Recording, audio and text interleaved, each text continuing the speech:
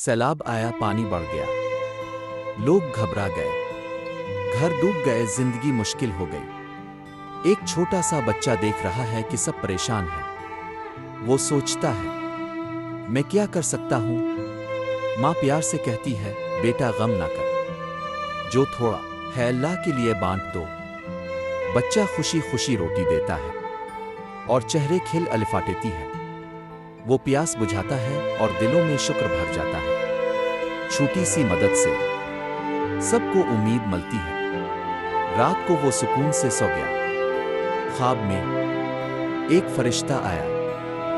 फरिश्ता मुस्कुरा कर कहता है, अल्लाह उनकी मदद करता है जो लोगों की मदद करते हैं। सुबह रोशन हुई, उम्मीद जागी। सब मिलकर घरों को दोबारा बनाने लगे। नेकी का असर पूरे गांव को रोशन कर दे।